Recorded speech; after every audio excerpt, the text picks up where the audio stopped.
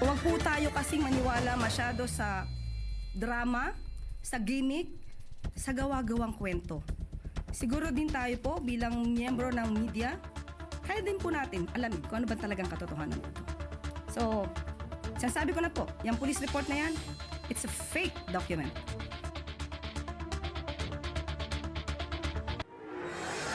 Galit na bumuelta ang Malacanang sa mga nag-uugnay kay First Lady Liza Araneta Marcos sa pagkamatay ni Rustan's heir Paulo Tantoco. Pinag-aaralan na ng palasyo kung dapat ba silang sampahan ng kaso. Okay lang naman daw ang unang ginang dahil alam naman daw niyang wala siyang kinalaman. Pero ikinalulungkot ng Malacanang na ang nagluluksang pamilya nadadamay sa politika. Binanatan din ng palasyo ang mga tinatawag nitong propagandista. Hindi raw ito palalampasin ang kanilang paninira. Magandang gabi, ako po si Pinky Webb. Simulcast tayo sa DWAR Abante Radio at 94.7 Mellow BFM. Ako naman si Willard Cheng. Mapapanood din tayo sa DimTV 31, Signal Channel 24, Converge 74, Sky Cable Channel 33 at Samsung TV Plus. At ako si Corina Sanchez Rojas. Simulan na natin ang agenda.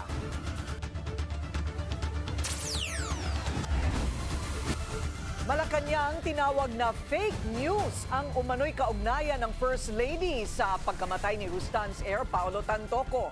Administrasyong Marcos sinisiraan lang daw ng mga obstructionists. Trust rating ni Pangulong Bongbong Marcos sumipa ng 10 percentage points. Karamihan sa mga Pinoy naniniwala namang dapat sagutin ni VP Sara ang impeachment charges. 2026 national budget na 6.793 trillion pesos, aprobado na ni PBBM. Crackdown sa illegal online gambling. Umarangkada na mga high-profile influencer na iniimbestigahan ng CICC kilalanin. Exclusive, Ako Bisaya Party List Representative Sunny Lagon, dawit na rin sa kaso ng mga nawawalang sabungero. Retired Lieutenant General Jonel Estomo sinagot na ang mga akusasyon ni whistleblower Julie Patidongan. At isa pang exclusive, WBC welterweight champ Mario Barrios. Ano kaya ang mga expectations sa darating na laban against People's Champ Manny Pacquiao?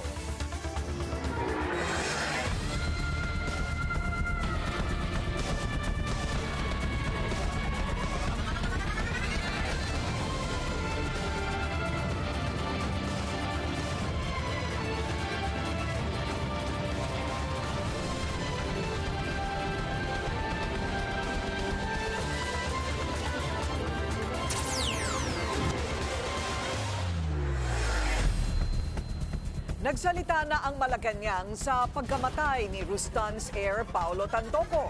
Mariin ang sagot ng palasyo. Fake news ang pagkakadawit ni First Lady Liza Araneta Marcos sa issue.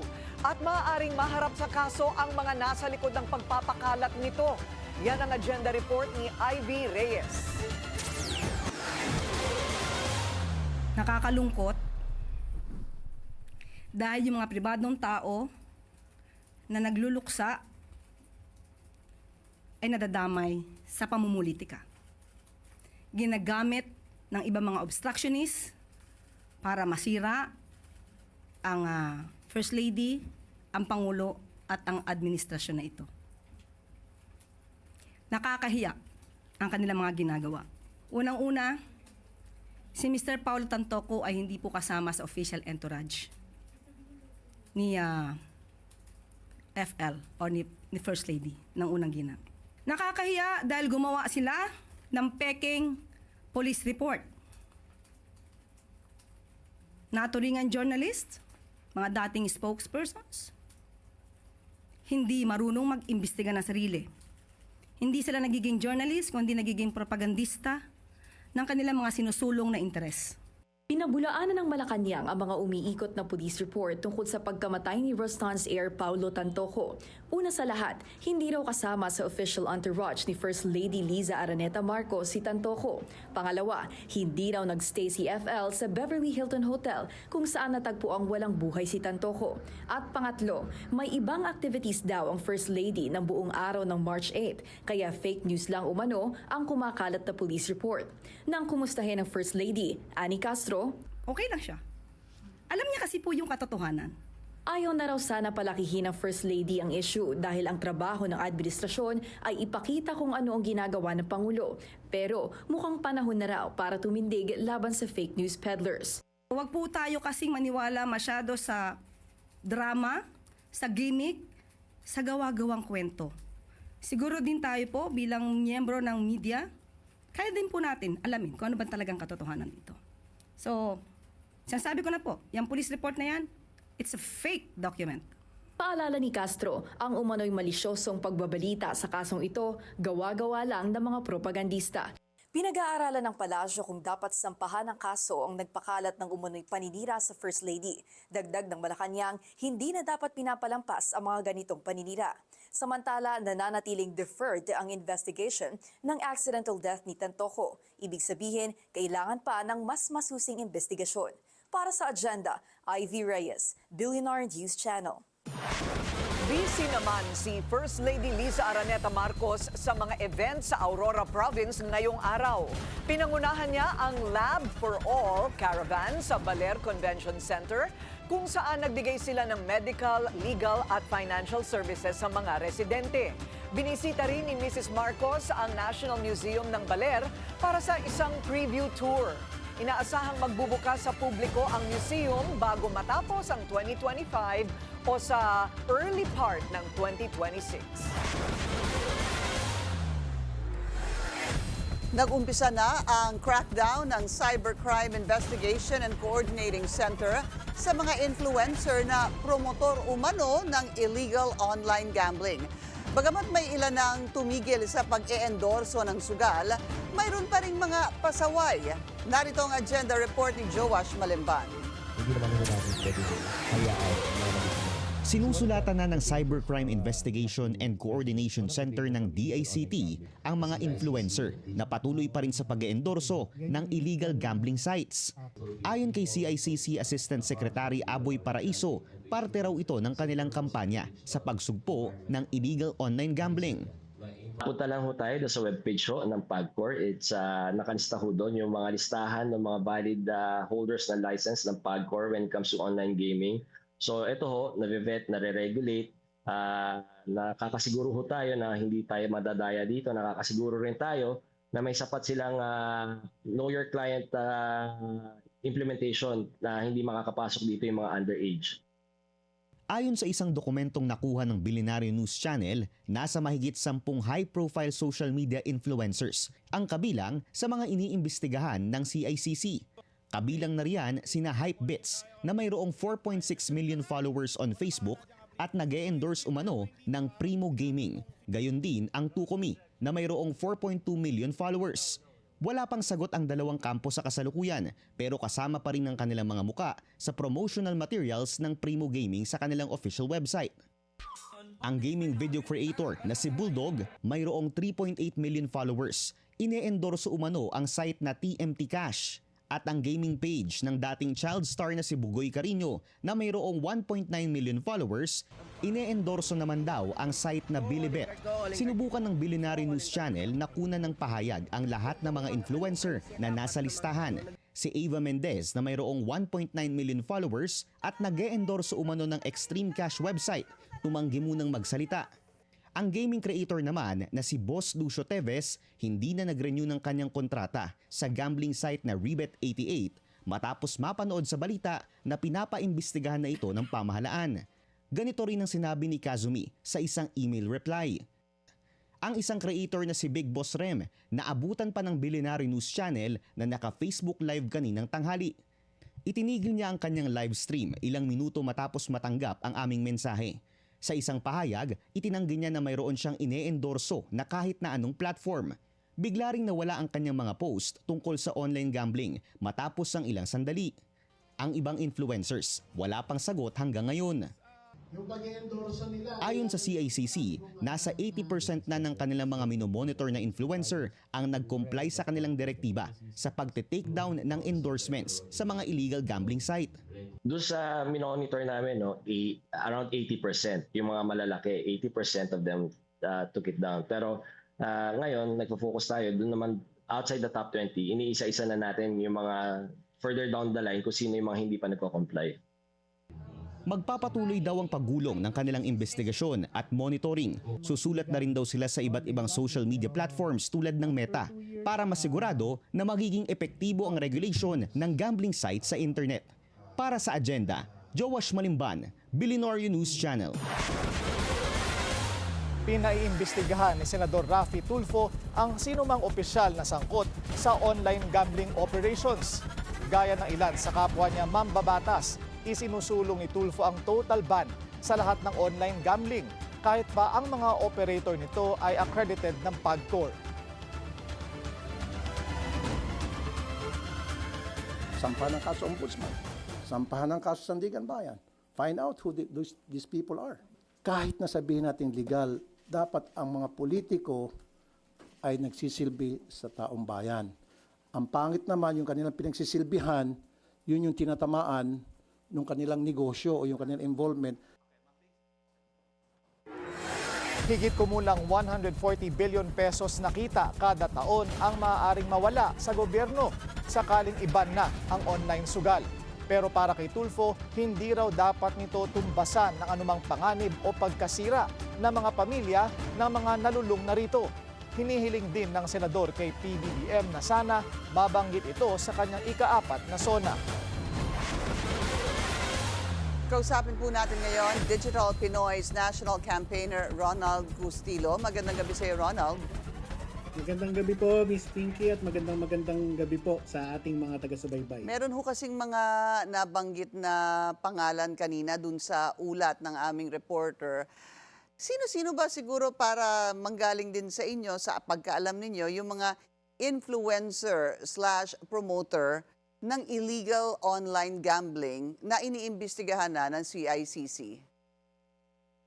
Actually po, yesterday, we issued a statement na hindi po muna sana natin papangalanan, no, pending the preservation of the evidences po laban sa kanila. Kasi importante po para po sa ating mga partner agencies na ma-preserve po yung mga ebidensya bago ho isampa yung mga kaso, no. So yun po yung reason kung bakit hindi pa ho natin inilalabas yung listahan, kasi medyo marami po yun hong mga ebidensyang kino-compile. Most of them date back up to 2 years ago, no, yung na mga videos na kino-compile ng ating mga kasama po Pero, sa CIC. Ronald, surely, no, meron nang na-preserve na mga video. Dahil, first and foremost, ang tawag nga dito ay illegal eh. Kahit na inanunsyo na dapat tanggalin na nila yan, prior to that, dapat nakapag-reserve na ng ebidensya.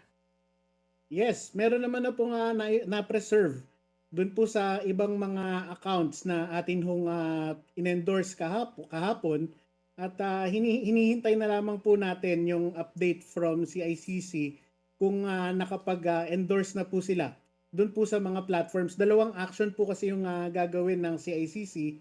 Una po ay yung pag-endorse doon sa mga platforms, sa mga social media platforms, para ho burahin yung content at saka burahin yung mga pages ho ng mga influencers na nag-endorse ng illegal.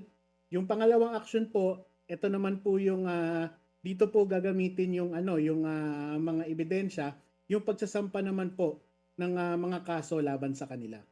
Gaano ba kalaki na tong mga illegal gambling sites? Napakalaki na po, no? Alam nyo, we compared it when 2 years ago, tayo po ay sumulat po sa National Telecommunications Commission, at back then, naalala ko po ay nagpa-block po kami ng 5 online gambling sites, no? At na-actionan po ito ng NTC. Pero ngayon po ay nakapanumbalik sila at ngayon po ay sobrang dami na po talaga ng mga illegal na online gambling sites at napakahirap na pong i-monitor kung gaano sila karami kasi ang nangyayari po talagang patintero po yung pagte-takedown, no? Kasi pwedeng mag-takedown ngayon yung ating mga internet service providers, pwedeng mag-takedown ng NTC pero maya-maya ho nakakabalik ho sila gamit ho yung mga mirror sites, no? So sobrang dami na po talaga and sa atin hong huling bilang it runs in the hundreds na po. At most of them are located offshore, nasa ibang bansa ho I yung see. kanilang mga operate na doon po natitrace ng ating pamahalaan yung kanilang yung pinanggagalingan ho ng mga operasyon. Kaya medyo challenging din po sa part ng ating gobyerno na talaga hong totally ma-shutdown sila kasi hindi ho ito katulad ng mga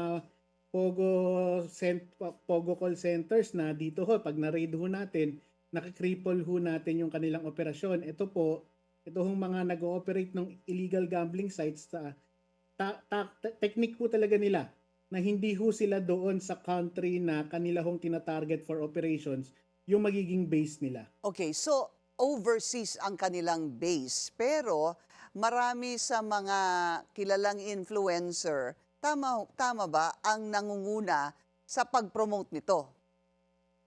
Tama po kayo, mga local influencers po ang nangunguna ho sa pagpo-promote.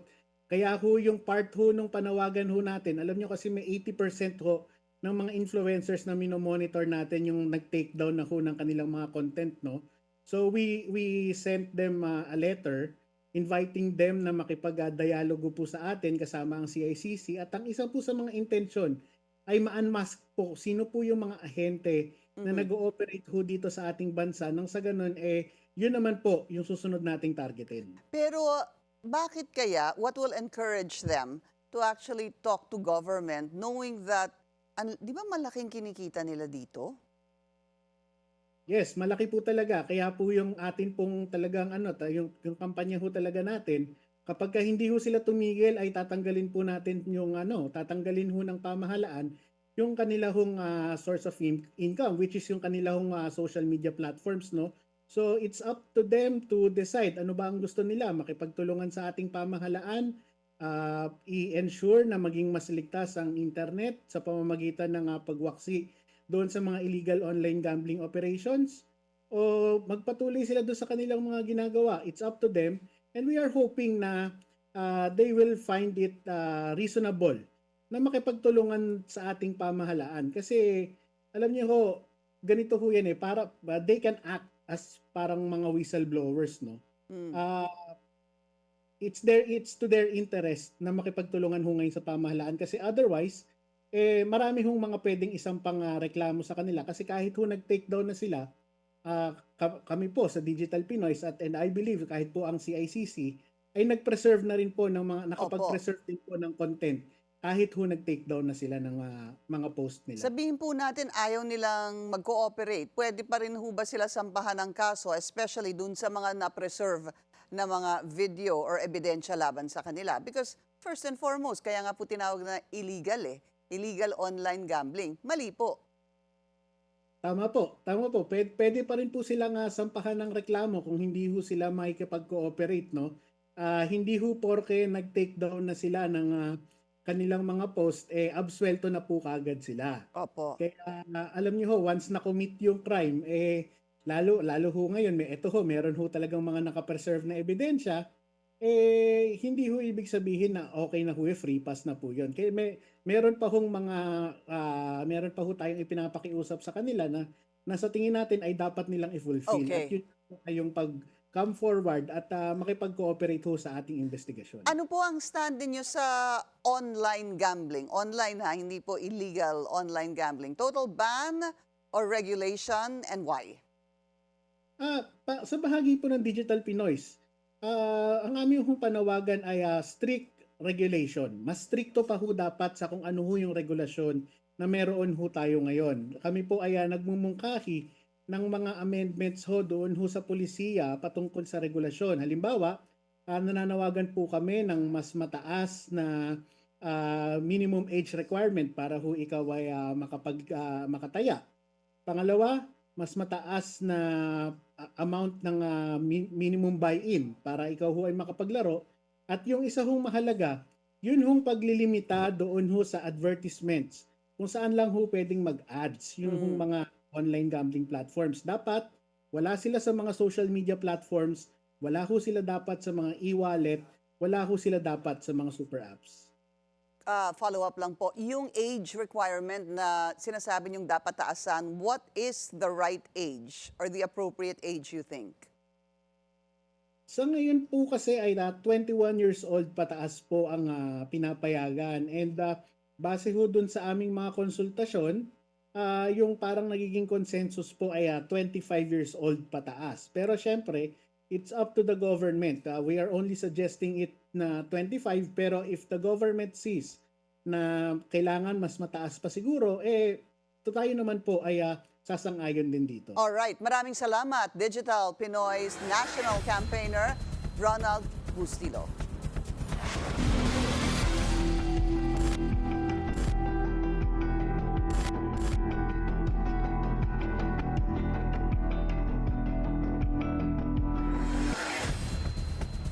Panibagong pangalan ang nadagdag sa listahan ng mga sangkot umano sa kaso ng mga nawawalang sabungero.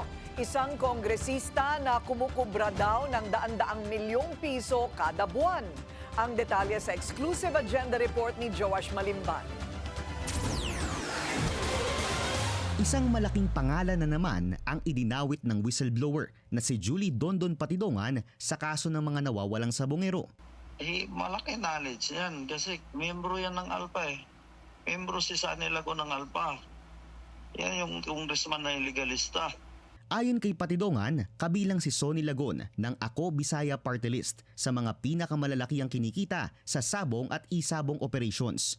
Aniya, kumikita ang Alpha members ng daan-daang milyong piso buwan-buwan. At sila rin umano ang grupo na responsable sa pagpapadukot sa mga sabungerong nantutsope o namimirata ng mga online betting platform. Halos lahat yan, taga 100 million, 90 million, depende sa share. Merong nagsishare dyan na 700 million, 800 million. Aman.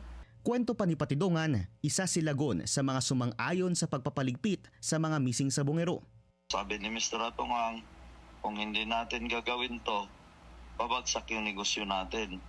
Tapos sino bang sangayon dito? Kumbaga napagdesisyonan na yan na isang meeting lang.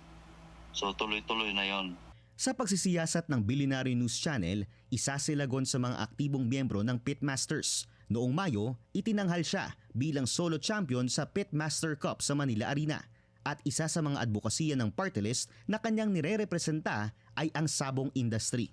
Sinubukan ng Billionaire News Channel na kunin ang pahayag ni Lagon pero hindi pa ito sumagot sa aming mga mensahe. Samantala, sumagot na si retired Lieutenant General Jonel Estomo matapos siyang idawit ni Patidongan. Mariing itinanggi ni Estomo ang umano'y involvement sa kaso ng mga missing sabungero. Inihahanda na rin daw ng kanyang mga abogado ang isasampang reklamo kay Patidongan matapos ang aniyay malisyoso at walang batayang akusasyon laban sa kanya. Sinabi naman ni DOJ Prosecutor General Richard Fadulion na muli ring haharap sa korte si Patidongan sa July 22 para sa pagdinig ng nakabinbin nilang petition for bail. Ayon kay Patidongan, handa siyang harapin ito at umaasa siyang magpapakita rin ang 5 pang akusadong security guards ng Manila Arena para tuluyan na silang magkaharap-harap. Para sa agenda, Joash Malimban, Billionaire News Channel. Umabot na sa halos 100 ng mga buto na nakolekta ng PNP Forensic Group mula sa Taal Lake. Pero ayon sa mga otoridad, 6 lang dito sa ngayon ang posibleng galing sa tao. Hamon din daw ang pagkuha ng DNA sample dahil matagal nang nababad sa tubig ang mga buto. Ang cross-matching naman sa mga kaanak ng missing sabungeros, posibleng abutin ng 21 araw. Vice President Sara Duterte be dismissed.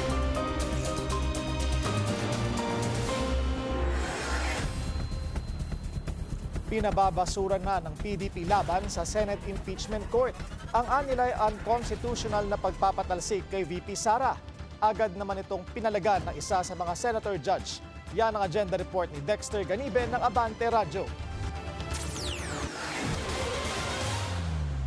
Solid ang paninindigan ng partido ni dating Pangulong Rodrigo Duterte sa impeachment ng kanyang anak na si Vice President Sara Duterte. Ayon kay Attorney Ferdinand Topacio, ang tagapagsalita ng PDP laban para sa isyu ng impeachment, dapat maibasura na ang reklamo dahil sa paglabag sa one-year bar rule. Pinunto pa ni Topacio ang magkasalungat na pahayag ng mga miyembro ng House Prosecution Panel sa isyu ng jurisdiction. Sinasabi ni De Lima, ultra vires daw at unconstitutional yung requirement for certification at saka yung verification ng 20th Congress na itutuloy. Sabi naman ni Prosecutor Joel Chua, they will try their best to comply. So which is which? So they're confused. Kinontra rin ni Topacio ang mga panay ngak-ngak sa isyu ng dismissal ng impeachment dahil bilang isang korte, kasamaan niya sa powers ng senator judges ang magbasura ng kaso. Wala daw sa Constitution yung dismissal. That is wrong. Because the Senate sitting as an impeachment trial, as an impeachment court, is no different from a regular court. A court tries and decides cases. In order for any court to try and decide cases, it must have what is called jurisdiction. Any court can motu proprio, ibig sabihin by itself, dismiss a case if it finds that there is no jurisdiction. Sinupalpal naman agad ni Senador Raffy Tulfo ang isyu ng jurisdiction. May ilan daw siyang kasamahan na isinusulong ang kagyat na dismissal pero boboto siya laban dito. Mas makabubutian niya para sa VP na ituloy ang impeachment trial. Ayoko ma-dismiss. Gusto ko talaga magkaroon ng trial para ma-prove niya sa kanyang sarili yung kanyang sinasabing innocent siya. Give her a chance, give her the day in court. Kasi kung ma-dismiss lang, so paano na yung mga allegations against her? Maraming mga allegations di ba? O, paano yung mapuprove yun? Paano yung masasabi sa taong bayan na inosente siya, na lahat yan ay puro katang-isip lamang kung hindi tayo magkaroon ng trial? Ito ang unang pagkakataon na magiging Senator Judge si Tulfo, kaya nagsasagawa na siya ng konsultasyon sa ilang mahestrado ng Korte Suprema at Sandigan Bayan at ilang kilalang abogado para maihanda ang sarili. Para sa agenda, Dexter Ganibe, Abante Radyo.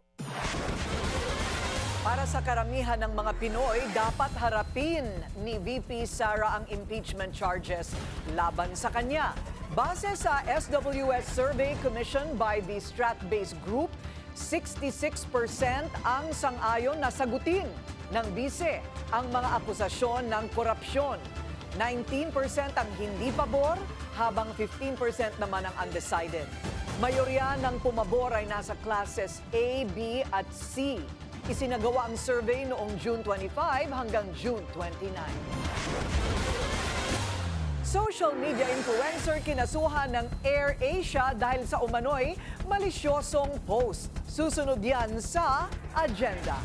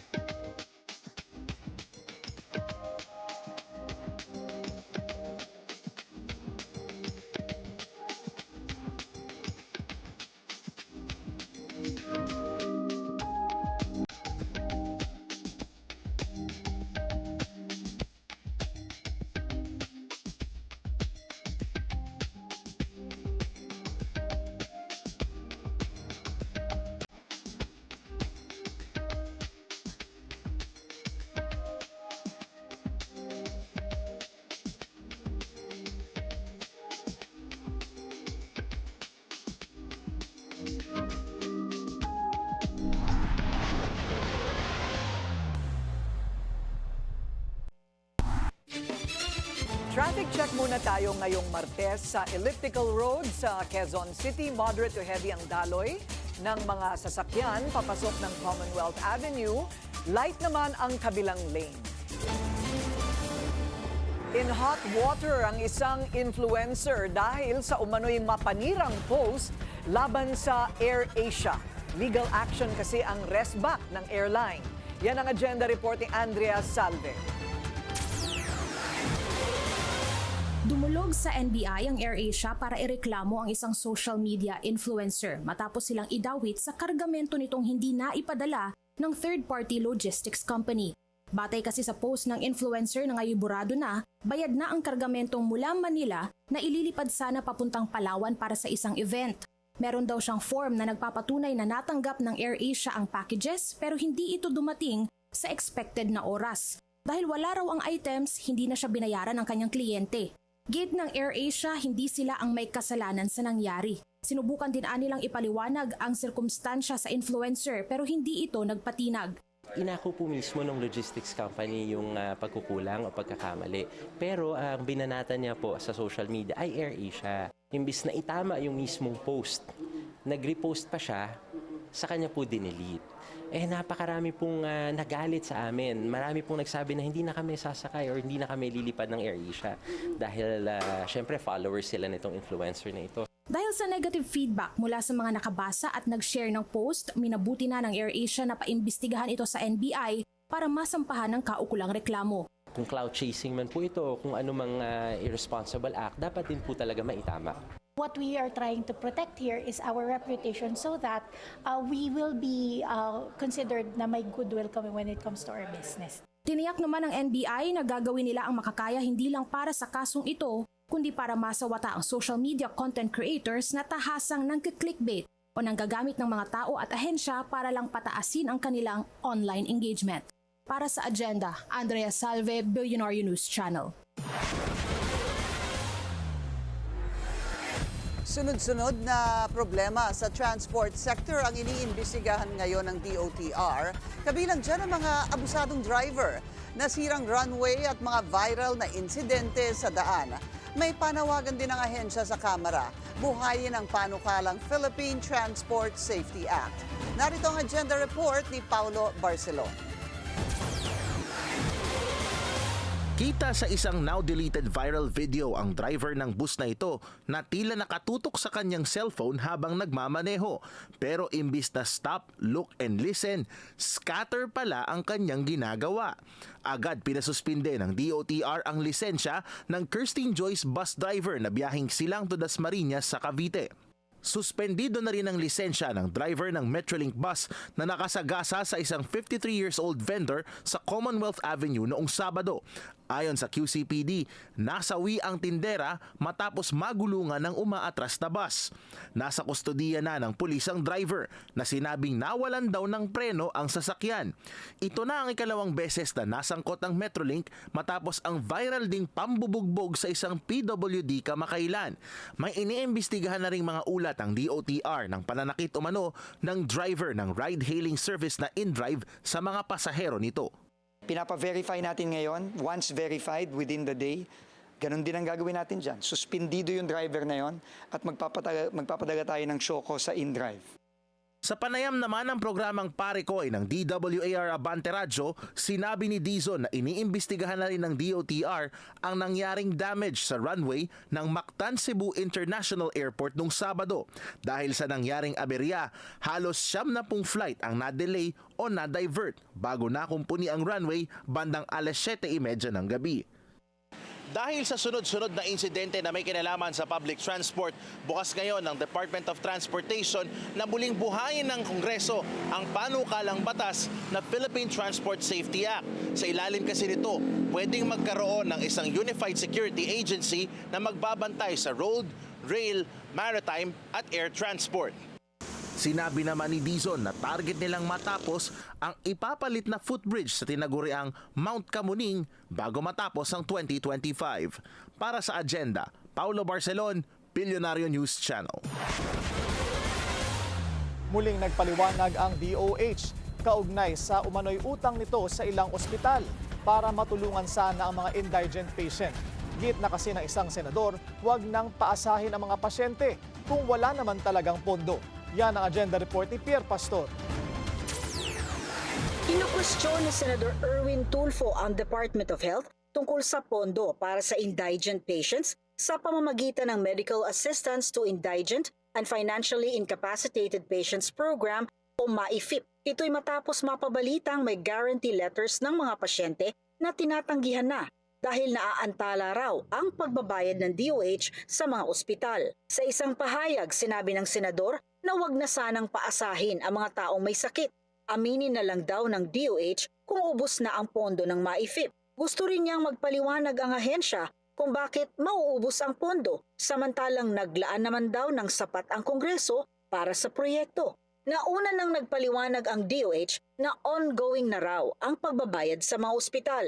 Nilinaw na rin ni Health Secretary Ted Herbosa na may pambayad ang DOH sa mga ospital. Kumisan, ang kulang ay ang documentation. Kapag hindi naman po nagkukulang ang pondo, nandiyan po ang funds, nandito kumain sa DPM, at basta may documentation, nababayaran naman po ang ating listing. Sangayon naman ng DOH sa panukala ni Senator Tulfo noong representative pa lamang siya. Sa ilalim ng House Bill 11444 niya, ang MAIFIP ay dapat ipambili na lamang ng mga gamot, medical equipment at pang-maintenance ng ospital. Para sa agenda, Pierre Pastor, Billionaire News Channel.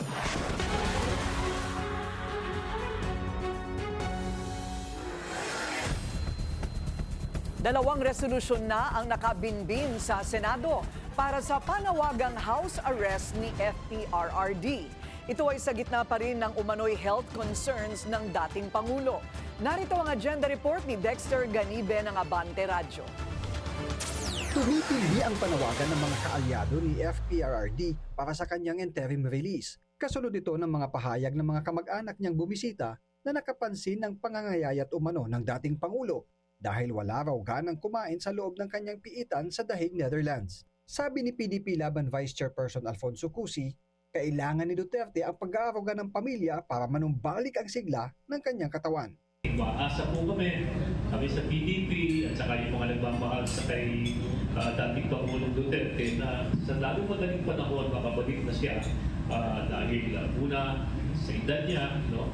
Kaya naman ang kanyang mga kapartidong senador nagkaisang maghain ng resolusyon para hilingin sa gobyerno ng Pilipinas na iparating at isulong sa ICC ang pag-house arrest sa dating Pangulo. Ayon kina Senators Bongo, Robin Padilla at Bato de la Rosa, nang hihina ang dating Pangulo, hirap sa paglalakad at mistulang tutbalat na ito ngayong higit 3 buwan nang nakakulong doon. Iniinda pa umano ng Pangulo ang mga medical condition gaya ng Barrett's esophagus o pagkasira ng esophagus dahil sa stomach acid, Buerger's disease o pamamaga at pagbabara ng mga ugat sa kamay at paa. Myasthenia gravis na isang chronic autoimmune neuromuscular disease na nagpapahina ng kanyang skeletal muscles para sa paghinga at paggalaw. Bukod pa sa madalas na sakit sa likod at migraine. Hiling ng 3 senador na ma-house arrest ang dating Pangulo sa alinmang bahay sa Dahig na pahihintulutan ng ICC. Si Senator Alan Peter Cayetano na naging running mate ni Duterte noong 2016 at naging miyembro ng kanyang gabinete bilang Foreign Affairs Secretary, isinusulong din ang house arrest ng dating Pangulo. Sa kanyang resolusyon, sa Embahada ng Pilipinas sa The Netherlands, isa sa ilalim sa restrictive house arrest si Duterte sakaling payagan ng kanyang interim release. Pero kailangan niya na ang gobyerno ng Pilipinas ang manguna sa panawagan para rito. Ano ba values natin? Are we for human rights? Are we for compassion? Are we for justice? Do we believe in dignity, not only of the office of the president, but of former presidents? I'm not asking that he not be held accountable. I'm not asking that he not be tried, di ba, with this resolution. I'm asking lang na dignity for a person who's 80 years old, who is innocent until proven guilty. Ang dalawang resolusyon ay matatalakay sa pagbubukas ng first regular session ng 20th Congress.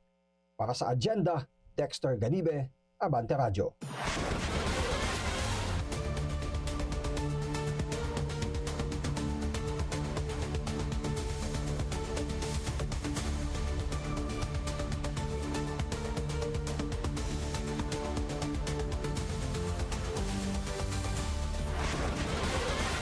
Far from reality pa raw ang pangarap ng Pilipinas na maging middle-class country by 2040.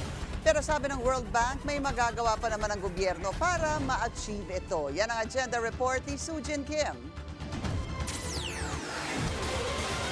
Nakabinbin ang pangarap ng Pilipinas na maging middle-class, poverty-free society pagdating ng 2040. Sa bagong ulat ng World Bank, malinaw ang babala. Kung hindi kikilos ngayon, may iwan ang Pilipinas dahil sa mabagal na paglago, mababang sahod at trabahong low quality. Middle-class society by 2040, national ambition. It's not a utopia. It is something that is achievable if there is a commitment, both from the public sector to double down on reforms, from the private sector to innovate and compete. Sa huling 15 taon, dumoble ang laki ng ekonomiya. Pero ayon sa World Bank, hindi ito nasabayan ng productivity. Maraming trabaho ang nalikha sa mga sektor na hindi exposed sa global market, tulad ng construction at local services na kadalasan ay informal, mababa ang sahod at walang oportunidad na mag-scale. 3 out of 4 of those, 75% of those, were in non-tradable sectors. And non-tradable sectors are sectors that are not exposed to international trade, international competition. They don't export or they don't compete with imports. We can think the typical textbook example of non-tradables is hairdressers, but we can think about domestic services, we can think about construction. Those were the sectors that created more jobs. Sa kabila nito, lumiliit ang mga industriyang may potensyal na magpaangat ng productivity at kita, tulad ng manufacturing at exports. The tradable sector suffered. Another way of looking at the suffering of the tradable sector is by looking at what happened with the number of exporting firms in manufacturing. In the past decade, the number of exporting firms in manufacturing declined by 23%. Mahina rin ang ugnayan ng agrikultura, industriya at serbisyo sa global value chains. At kahit 63% ng workforce ay nasa micro at small firms, maliit ang kanilang ambag sa kabuang produksyon. Hindi rin lumalaki ang mga top-performing firms dahil kulang ang kompetisyon. Limited competition. And limited competition does not create incentives for top firms to scale up and innovate. At para naman sa mga gustong magnegosyo, napakaraming hadlang, kaya panawagan ng World Bank, i-streamline pa ang mga process. It takes 106 days to register a foreign firm in the Philippines. It takes 15 days in Singapore. If you don't reduce that, if you don't reduce the number of days it takes, the processes, the complexity of the processes to register firms, you are erecting unnecessary entry barriers, making investment more costly. You need 373 government interactions if you want to set up a solar farm. It's a huge barrier to entry. And I'm speaking mostly from the regulatory point of view because that's my experience. But if you even once you get in, let's say you set up your facility and you're running and you've hired people, just the day-to-day interaction with regulators can sometimes be confounding. Ayon kay Varela, kung maisa sa katuparan ang mga reforma, maaring umakyat ang GDP ng hanggang 6.8% o katumbas ng dagdag na 1.4 percentage points at maaari pang ma-achieve ang high-income status by 2050. Ngunit babala ng private sector, hindi pwede na para sa mayayaman lang ang paglago. It has to be growth that benefits not just the top but also the middle segments of our country, and that's a challenge because that's going to take reforms. And I don't know, and I do hope that we have the political will as a country to achieve those reforms. Because if we want to be a wealthy country, and we can be, we really need to grow the middle class. And we haven't seen that in any sustained way, at least not in the last several decades. Ang malinaw, ang poverty-free 2040 at high-income 2050 ay mahirap maabot kung hindi aayusin ang lagay ng trade, investment at employment sa Pilipinas ngayon na. Para sa agenda, Sujin Kim, Billionaire News Channel. Proposed national budget para sa susunod na taon, aprobado na ni PBBM. Susunod yan sa agenda.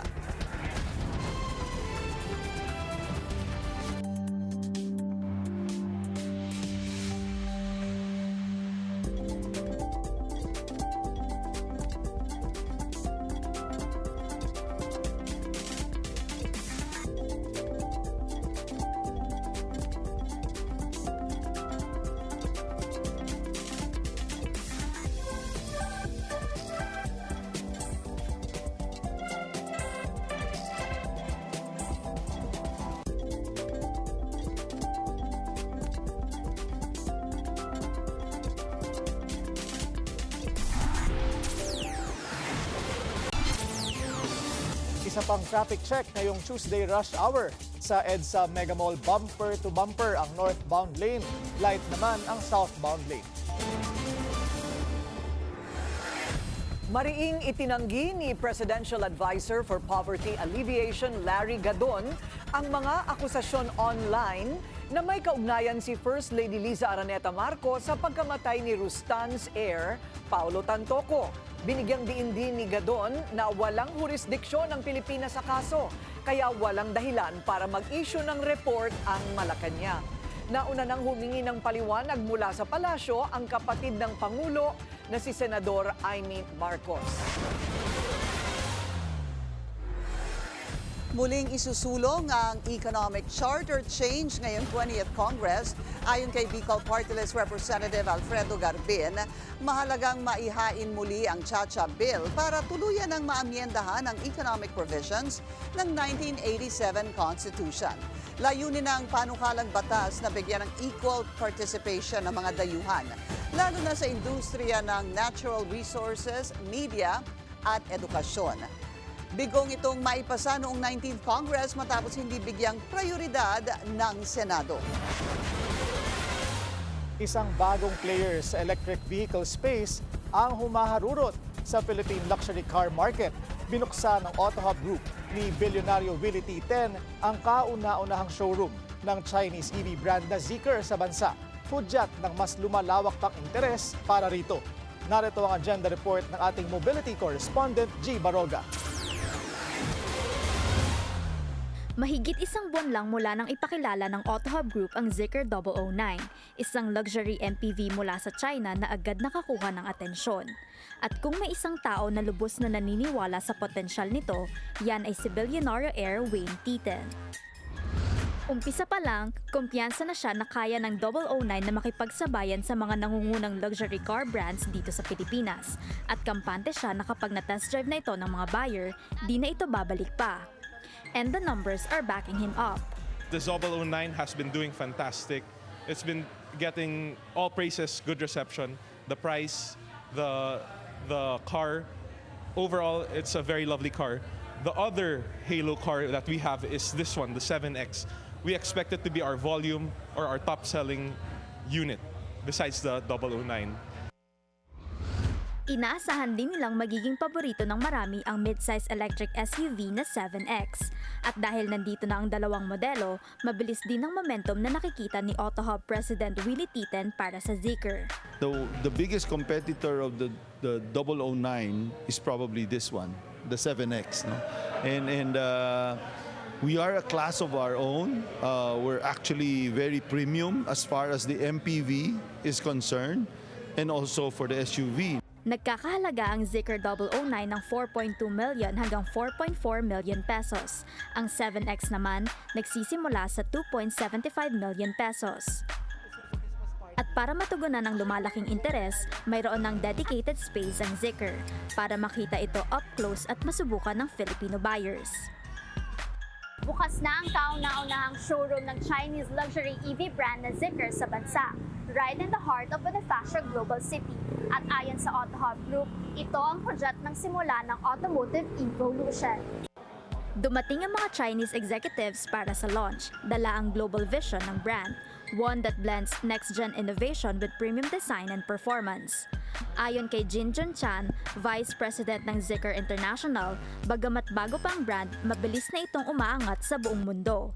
Itinatag lamang noong 2021 pero naitala na ito sa New York Stock Exchange sa loob lamang ng 3 taon. Zeekr become the fastest in new energy vehicle brand to go public in US stock markets.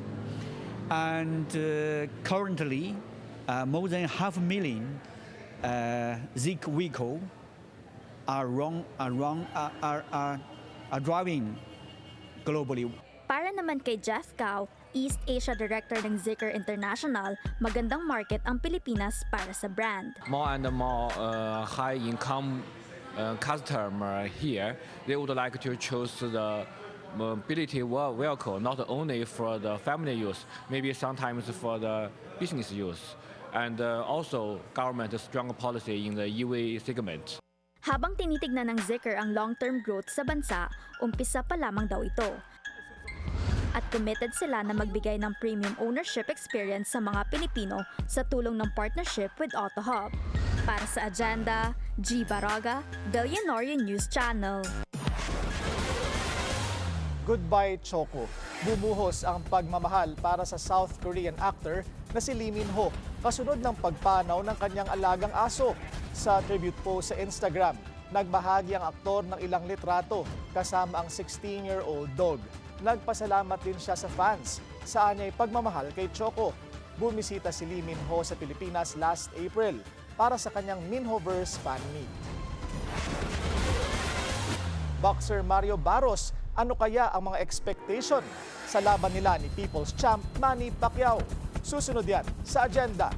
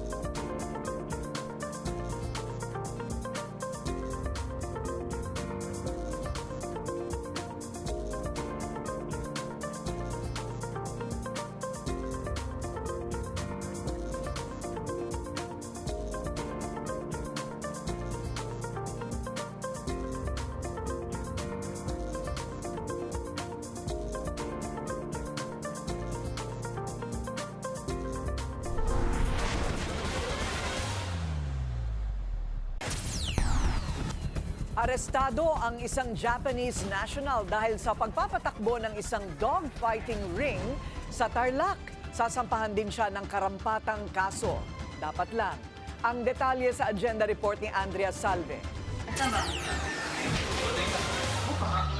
Hindi na lang mga manok o di kaya gagamba ang pinagsasabo ngayon. Isang residential area sa La Paz, Tarlac ang sinalakay ng Presidential Anti-Organized Crime Commission sa tulong ng PNP Anti-Organized Crime Unit matapos umanong gawing dogfighting ring. Ilang aso at tuta ang kanilang na-recover na karamihan ay may mga sugat sa leeg at dibdib. Nakita po natin doon yung mga materials na ginagamit, mga pangkagat-kagat ng aso, tsaka may mga chemical siguro pampatapang ata yun eh. Tapos hawla na medyo malaki-laki, doon nag-aaway yung mga aso. Arestado rin sa operasyon ng isang Filipino-Japanese na kinilalang si Bill Akira Watanabe. Ito umano ang nasa likod ng iligal na operasyon ng pagsasabong ng mga aso. Ina-advertise niya rin na meron ako dito mga breeding ng aso na dog fighter. At pwede rin ako mag-train ng aso. Ito yung mga materials, ito yung mga ginagamit ko. Malakihan yung pustahan ng mga ganyan eh. Sa dog fighting kasi minsan lang walang gana yan eh. Pero makikita mo rito, kaawa-awa ang mga aso. Nasa kustodiya na ng pulis ang suspect at nasampahan na rin ang reklamong paglabag sa Animal Welfare Act. Para sa Agenda, Andrea Salve, Billionaire News Channel. Hindi na kailangang mag-alala kung magkano ang dapat na budget sa gamot dahil inilunsad na ng DOH ang Drug Price Watch. Gamit ang eGov PH app, pwede nang i-check ang presyo ng mga gamot. Kung paano yan gamitin, alamin sa agenda report ni Pierre Pastor. Para hindi mabigla sa halaga ng mga gamot na bibilhin, makapaghanda at makapag-budget, pwede nang silipin ang presyo ng mga gamot sa eGov PH app. Inilunsad na kasi ng DOH sa app ang kanilang Drug Price Watch. Malaking tulong daw ito para kay Irlina na bumibili ng gamot sa high blood at sakit sa puso. Tulad ko, nangihingi ako sa mga anak ko. Alam na nila kung magkano. Si Filimon naman, pampatak sa mata dahil sa katarata ang binibili. Masaya din siya na makakapag-budget na siya ng pambili rito. Mababudget mo kung magkano. Alam mo na. Madali lang ma-access ang drug price watch ng DOH. Una, mag-log-in o mag-register. Gamitin ang mobile number o email address para mag-sign in. Second step, mula sa homepage makikita ang NGAs o National Government Agencies. I-search ang DOH sa search box at i-click ito. Pindutin ang option na Price Drug Watch. I-type ang pangalan ng gamot o ang generic name nito, pati ang butikang malapit kung saan gustong bilhin ang gamot. Sa generics, makatitipid ng 90% dahil mas mababa ang presyo nito pero kasing epektibo rin ng branded medicines. Paalala ng DOH, laging sundin ang reseta ng doktor at sundin ang inatas na pag-inom ng gamot, lalo na ang maintenance medicine para maiwasan ang paglala ng kondisyon gaya ng hypertension at diabetes. Para sa Agenda, Pierre Pastor, Billionaire News Channel. Ilang araw na lang balik boxing ring na si People's Champ at dating Senador Manny Pacquiao. Mismong ang katunggaling si Mexican-American Mario Barrios, expecting no less daw mula sa Pacman sa kabila ng kanyang 4-year hiatus. Narito ang exclusive agenda report ni Zeus Valdez ng Abante Radyo. Hindi magpapakampante si WBC welterweight champion Mario Barrios sa nalalapit na sagupaan nila ng pambansang kamao na si Manny Pacquiao. Sa panayam ng Abante Sports Now, sinabi ni Barrios na inaasahan niyang mabangis pa rin si Pacman sa loob ng ring. I think for a lot of people, taking time away from boxing, it can do something, like ring rust. It might have a negative effect. But I think in this case, Pacquiao is going to come back, very rested. He said it himself. He gave him, his body that times, to reset, especially, at his age. So yeah, I'm expecting, like I said, I'm expecting a sharp, a fast, a very explosive Manny Pacquiao. Mas bata man at nasa prime ng kanyang karera, hindi raw ito may tuturing na sapat na bentahe ng Mexican-American fighter. Anya, hindi dapat maliitin ang karanasan, disiplina at determinasyon ng alamat na 8th Division World Champion na si Pacquiao. Para kay Barrios, isa si Pacquiao sa kanyang top 5 greatest boxing legends of all time.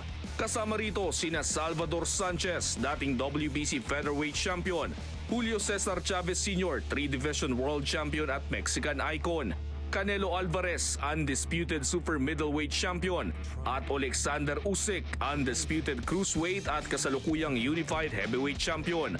Mga boxing idol na inspirasyon at pamantayan ni Barrios ng husay sa ibabaw ng lona. May mensahe rin siya sa Pacquiao fans. Even if you're against me, you're still tuning in. You're supporting the legend, and I love that. As a fighter, like I said, the Filipino fans, have shown me, how much boxing means to them, how much Manny means to them, and just how respectful and how supportive they can be. So thank you, for supporting this fight, for watching, and I hope to meet as many Filipino fans during this lead up and afterwards. I'm really looking forward to taking a trip out there sometime. Sa laban nila ni Pacquiao, dedepensa ni Barrios ang kanyang welterweight title. Pero nananatiling mataas ang antas ng kanyang paghanda at respeto sa inaabangang laban kay Pacman na kinikilala bilang isa sa pinakamahusay sa kasaysayan ng boxing. Para sa Agenda, Zeus Valdez, Abante Radio. Heads up, Potterheads! Nagsimula na ang produksyon para sa upcoming TV adaptation ng Harry Potter. Kasabay nito, may inilabas na teaser photo ng bida na si Dominic McLaughlin. Ang 11-year-old actor ang siyang gaganap bilang si Harry, habang sina Arabella Stanton at Alastair Stout ang gaganap bilang sina Hermione Granger at Ron Weasley. Inaasahang mapapanood ang bagong series sa HBO at HBO Max sa huling bahagi ng 2026. Hot topic na naman online sina actress Christine Reyes at dating National Youth Commission Chair Gio Tingson. Nag-share kasi si Tingson ng ilang photos with Christine na kuha mula sa kanilang Vietnam trip. Bukod sa mga selfie at solo shots ng aktres, meron pang picture kung saan holding hands sila. Kaya ang tanong ng netizens, ito ba'y hard launch na?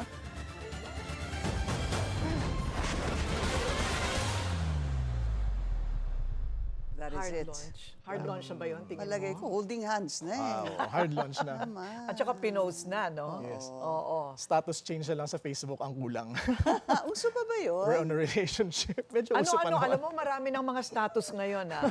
It's complicated. Merong it's Yeah. complicated. Merong, ano pa ba yung mga I iba? don't wanna talk about it. I don't wanna talk about it. Like you? Dating. I'm confused. I'm confused. Uy, pero grabe yung story dun regret sa... it. I regret Oo. What happened? What happened? Hindi na ako dun sa story nung sa mga aso. yeah. Ano ba yun? Grabe. Heartless. Alam mo, yun ang sinasabi ko, Pinky, na ang dami nating batas, hindi naman pinapatupad. Kasi yung dogfighting is really illegal. It has been illegal for a long time. Slaughter, di ba? Dog meat. Dog meat, meat. yeah, But, eating, hindi ko alam. Bilib nga ako dito sa PNP PAOK.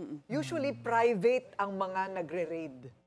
And then they just they try to get the cooperation of the PNP. But maganda ito, at least, sariling wisyo ng PNP. Congratulations to Congratulations. PAOK. And I guess more than that really is yung mga LGU, alam niyo naman what is happening around your Yes. di ba? Oo. Yung inyong mga scope kung saan kayo naninilbihan, marami naman nagkukwento kung anong mga nangyayari doon. Huwag niyo na pong payagan. Oo, Ipahuli hulihin. niyo na yung mga yan. Pero kung may lagay sa barangay captain. Oo.